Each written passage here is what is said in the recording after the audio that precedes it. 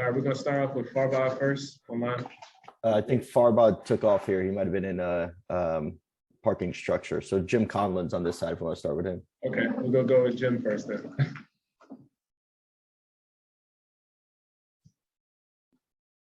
Go ahead, Jim. Yeah.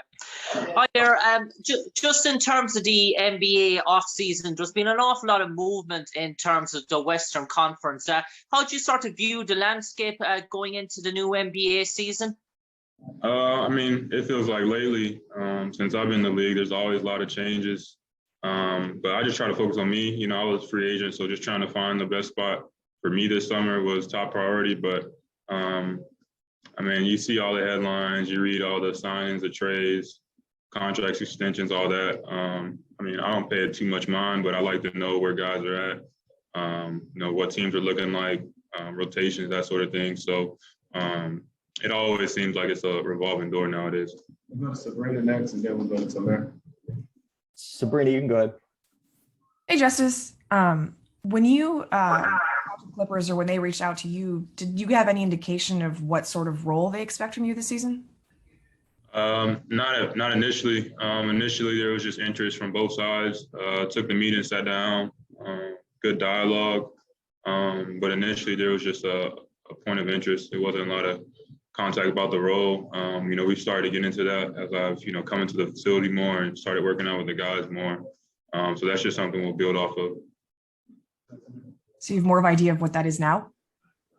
Yeah, I mean, just being who I am naturally, being a playmaker on both ends of the floor.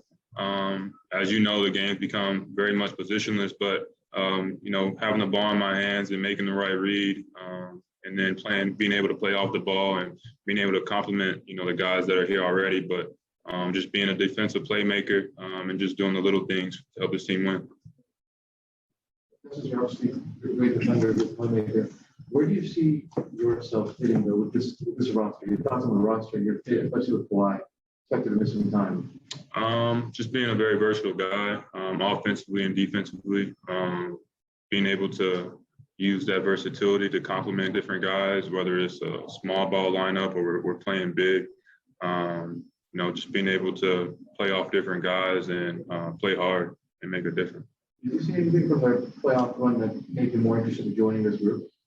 Just the resiliency, just the kind of the culture or the dynamic you just got from watching the team. They seem like very close and they got along and that they play for each other.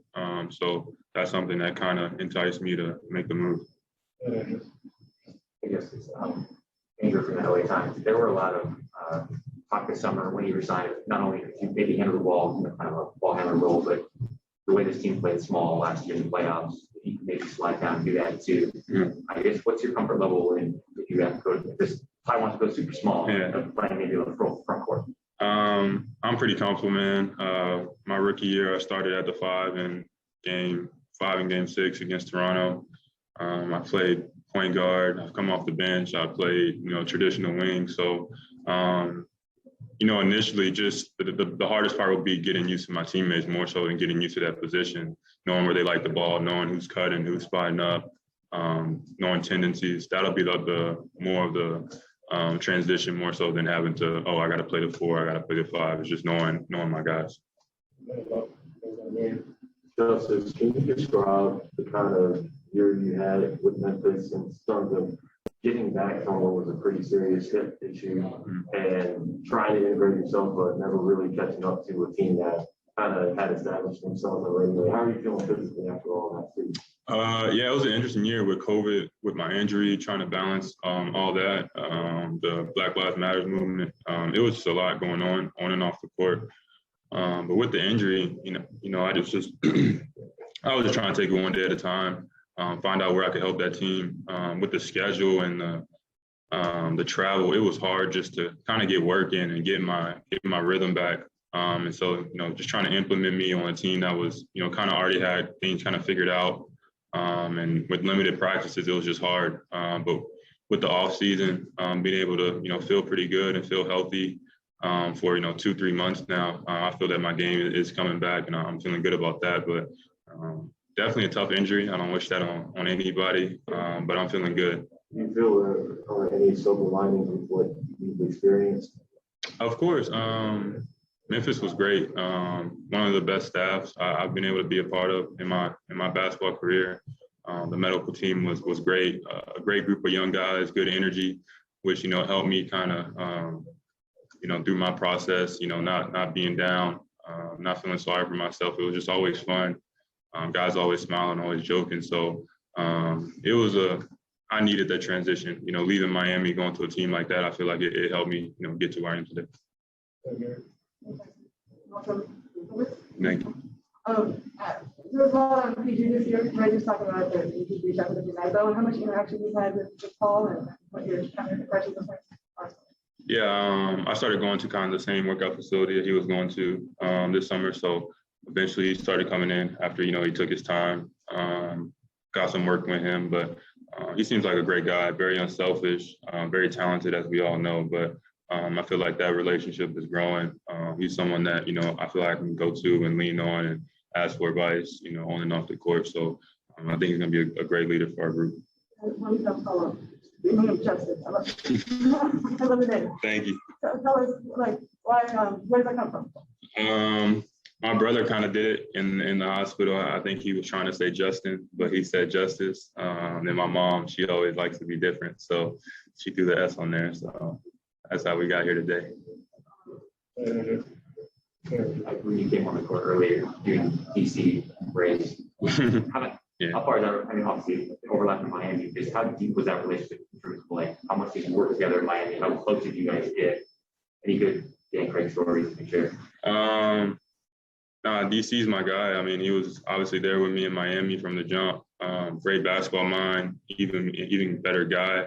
I just remember when DC had his first kid, he was just so happy. I remember that smile every day coming to the gym, and just became contagious for our group. He's always trying to help.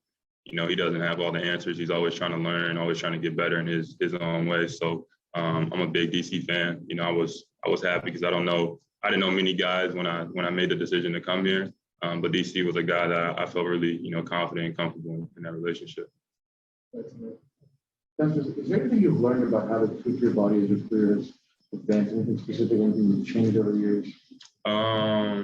Yeah, for sure. Different, recovery techniques, different ways of listening and responding to my body, whatever it's telling me. But it just comes with being a pro. You learn. I didn't know everything I know now about my body and how it's connected, how it kind of runs my rookie year. So I'm just open-minded. I'm open to, different types of things. And so just continue to learn, how my body responds to different stress, what helps it recover best, what helps it heal.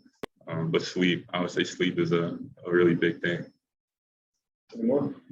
What they do.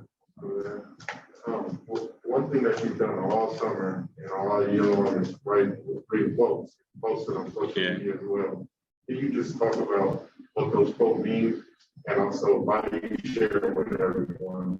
What do you want people to get from those quotes that you post every day? For me, it was, in the off season, I tend to have more time to myself, so I could be a little bit more creative and dive into that type of realm. But for me, it was just seems like it's been a lot of negativity, being thrown around, whether it's in the Black community, whether it's politics, whether it's COVID or Black Lives Matter movement. It's just been a lot of negativity. So I just wanted to spread some positivity, give people some hope. But at the same time, it's been a good activity and almost kind of meditation for me at the same time. So I don't think too much about it. I post it, and nowadays I just delete the app, get away from it a little bit. But yeah, as much as it helps other people, it helps me as well. It helps me center and find balance in my life.